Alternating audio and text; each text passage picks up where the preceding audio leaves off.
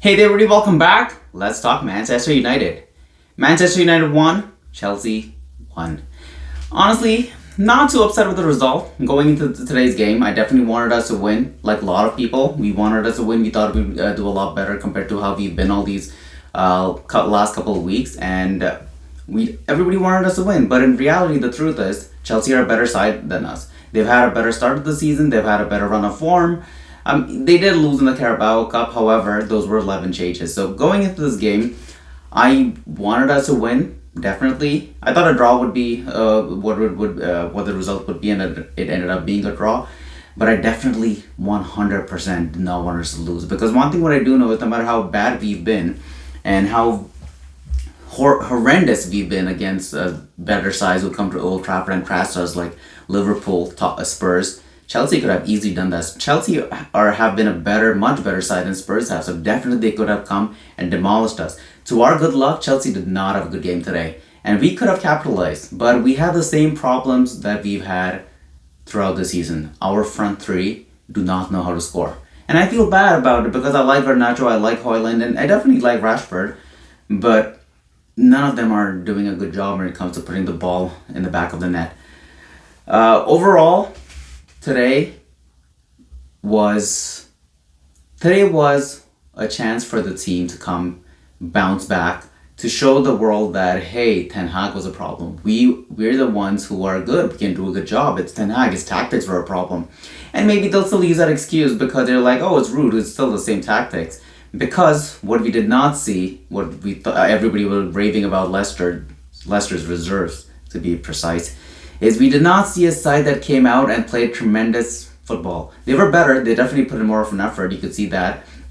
Some players did have a better game than the others. Our defense was really good. And the best thing about our defense, and I'm pretty sure everyone's pretty unanimous when it comes to this, Mazraoui was amazing today.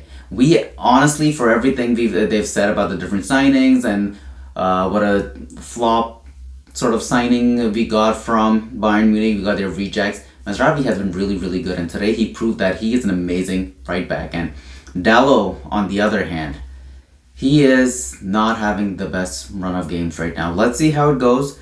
He is a good player. Everybody does rave about him. Ten Hag raved about him as well. Maybe the problem with Dalot, honestly, is he's just been playing way, way, way too many games. And no matter who you are, eventually fatigue does get to you. And especially when it comes to fullback, they're majority of the game, all they do is run back and forth for the length of the pitch. So maybe fatigue is one of the reasons why he is doing poor. So once, honestly, I don't know when that's going to get fixed because our left backs, there's no sign, there's no clue in sight in terms of when they're going to be back. They're saying they're going to be back after the international break, but in all honesty, both of them have been out for almost 2 years now, we can say. Luke Shaw, yeah, he played last year in the Euros, but really, how long was that before he got another injury? So don't really expect them to come and be match fit on day one and put in 8 out of 10 performances immediately. It's going to take a while. So this whole problem with our fullbacks is going to be an issue, and Dalot is going to suffer from that as well. However, in terms of the rest of the game, it was not that good. We put, again, the same thing. We had chances, but we couldn't hit the target. Garnacho had one of his worst games, in my opinion, and I'm pretty sure in a lot of your opinions as well, in a United shirt.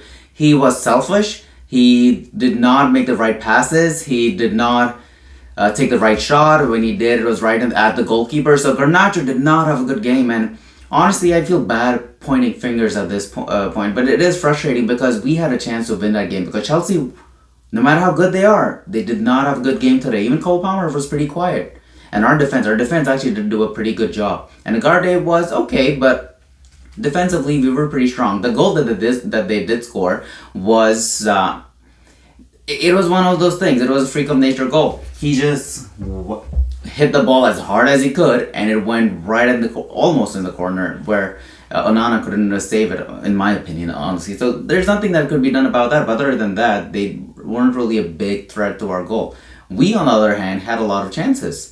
A couple of chances at least, and we did not convert, which is the exact same problem that we've had. And this is the thing why a lot of people are frustrated. Like, how does Ten Hag teach that? Like, Ten Hag can't tell them, What did it tell them? Aim at the goal. What more can he do? So this is the worry I have with Amarin coming in, because he's going to come in and everybody thinks he's going to be the Messiah, and how he came went to Braga and they won the championship there, went to Lisbon, they hadn't won in 19 years, and they're going to win the championship here as well in this first season. Or like, I don't know what people are expecting, because these players are the same. And the best part of today was, honestly, Sir Jim Ratcliffe saying that about the squad, that they're just not good enough. And I think that had a really big impact on not the squad, at least, because they couldn't care less, because they went out there and proved exactly what he said. Those players are not good enough. At one point in their careers, they might have been good enough, and for some of them, at one point in their careers, they will be good enough with the youngsters. But if you don't have a squad right now, which compared to some of the top teams out there, we're nowhere close. We have maybe one or two players who are supposed to be that quality, but haven't exhibited that quality in 2 years.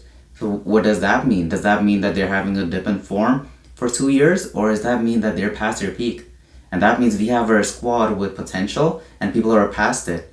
So not a squad that's good enough. And that's why a lot of people are hoping Amarin comes in and think he's going to change things, and really hope he does, because stranger things have happened, i.e. Chelsea.